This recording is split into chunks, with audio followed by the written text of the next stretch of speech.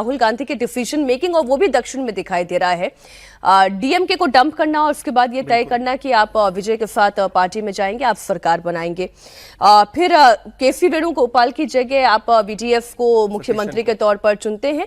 तो राहुल गांधी अब commanding authority actually में, और एक अच्छी कमांडिंग अथॉरिटी दिखाई दे रहे हैं। नहीं, दिखाई भी दे रहे हैं और ये भी दिख रहा है कि लोग मान भी रहे हैं जहां भी है। आप देखिए साउथ में, खासकर तेलंगाना हो, केरला हो, कर्नाटका हो, तमिलनाडु हो, वहां पे उन्होंने डिसाइसिव निर्णय लिए हैं। और ये मसला ये भी है कि सिद्धारमैया पूरी तैयारी के साथ आए थे। 93 विधायकों का, 134 विधायक हैं, 93 विधायकों का पूरा लिस्ट बना के समर्थन का लेके आए थे।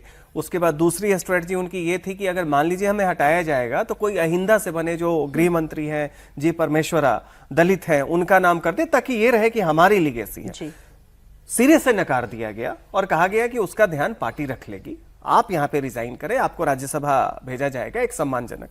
तो ये दिखाता है कि राहुल गांधी धीरे धीरे, एक भारत जोड़ो यात्रा के बाद जो G20, G23 वाली जो एक लॉबी थी उसको उन्होंने दरकिनार किया। कांग्रेस चुनावी तौर पे हार रही है, लेकिन कांग्रेस के अंदर धीरे धीरे राहुल गांधी अपनी एक नेतृत्व बनाए।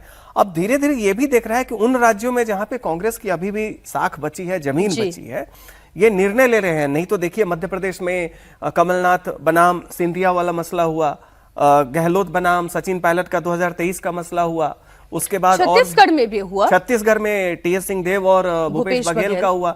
तो वैसी स्थिति में बिल्कुल ये संकेत आने लगा था कि भाई हाई कमांड है, आला कमान आप है किस चीज के, प्रदेश तो सुनता नहीं। यहां पे ये दिखाता है सिद्धारमैया जैसे नेता को इस तरीके से, दो टूक तरीके से कहना कि आप रिजाइन करें, तमाम इसके बावजूद इसके कि उनके पास समर्थन है ज्यादा विधायकों का, दिखाता है कि हाई कमांड कल्चर तो है, अब थोड़ा प्रभावी भी हो रहा है जहां उसकी जमीन बची हुई। मेरी सहयोगी विजय लक्ष्मी जुड़ गई हैं। विजय लक्ष्मी, एक जानकारी आप दे कि डीके शिव कुमार अब क्या करने जा रहे हैं, क्योंकि सिद्धारमैया तो लौट गए लेकिन डीके शिव कुमार इस वक्त दिल्ली में ही हैं।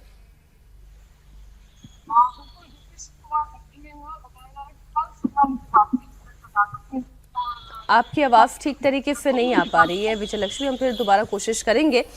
तो कैबिनेट के साथ सिद्धारमैया का ये ब्रेकफास्ट प्लान है और उसके बाद फिर रेजिग्नेशन का प्लान है। तो ये तो खबर हो गई कर्नाटक की। आइए अगली खबर की बात करते हैं। अगली खबर पश्चिम बंगाल की है।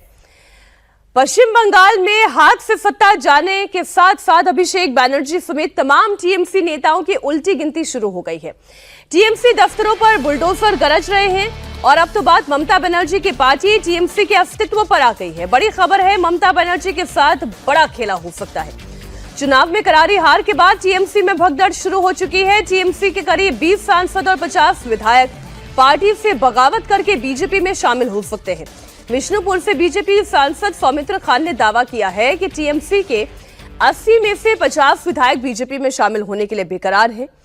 तो वहीं 29 में से 20 लोकसभा सांसद में पाला बदलने के लिए बिल्कुल रेडी हैं। अब फैसला केंद्रीय आला कमान के हाथ में है। दिल्ली से ऑर्डर आते ही टीएमसी में टूट फूट हो जाएगी, बिखर जाएगी। उनके सांसद और विधायक बीजेपी में शामिल हो जाएंगे। सुनिए टीएमसी को लेकर बीजेपी सांसद सौमित्र खान ने क्या दावा किया। तृणमूल कांग्रेस आज सेंट्रल कमेटी बोलेंगे, आज केंद्रीय बीजेपी नेतृत्व एक बार बोलेंगे तो तृणमूल कांग्रेस पार्टी नहीं रहेगा, सब आने के लिए तैयार है। 50% विधायक आपका विधानसभा में आए नहीं यार, 20 सांसद आने के लिए तैयार है। लेकिन हमारा जो है, हमारा एक्टिव मेंबर्स भी चलेगा। अरे कोई नहीं रह पाएगा, सब चाहते हैं भाई।